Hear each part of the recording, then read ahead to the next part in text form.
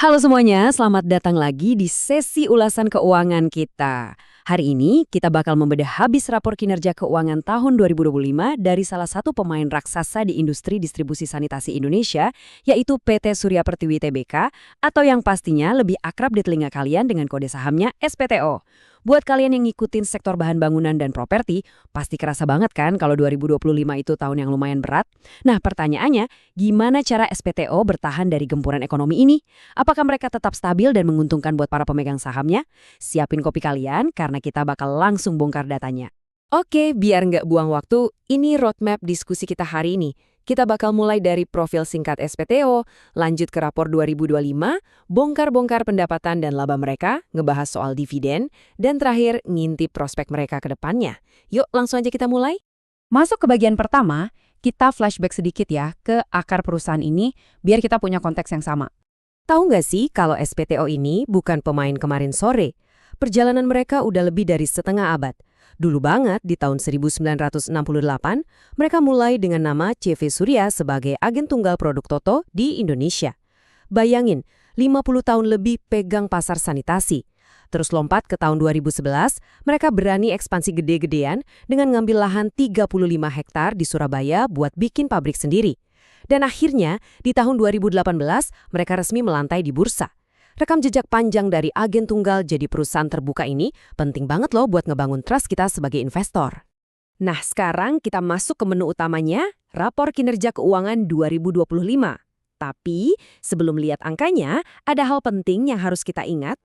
Kalau kalian baca laporan mereka, manajemen SPTO ini jujur banget dari awal. Mereka nulis, tahun 2025 terus menghadirkan tantangan ekonomi global, ditandai oleh ketegangan geopolitik dan suku bunga tinggi.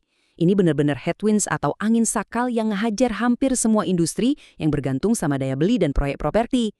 Jadi saat kita lihat angka-angka setelah ini, ingat ya, hasil ini dicapai di tengah kondisi makroekonomi yang lagi nggak baik-baik aja.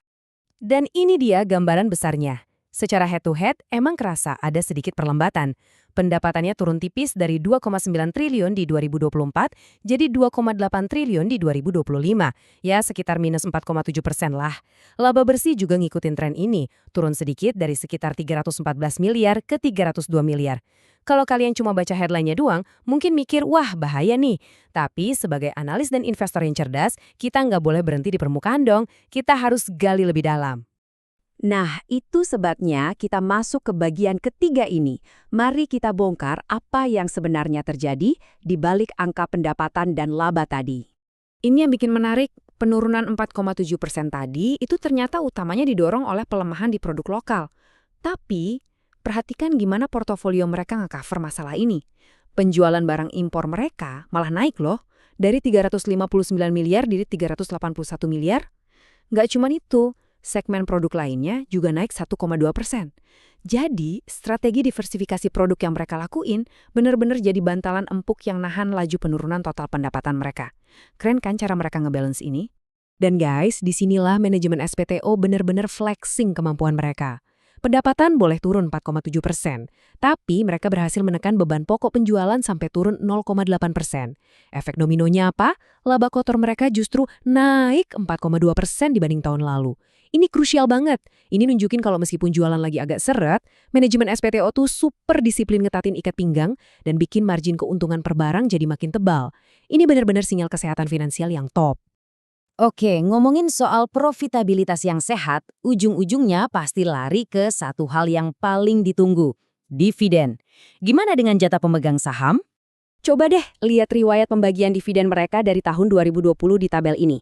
Kelihatan jelas kan tren pertumbuhannya dari yang cuma Rp10 per lembar di akhir 2020, terus pelan-pelan naik jadi Rp25 di 2021 sampai 2023.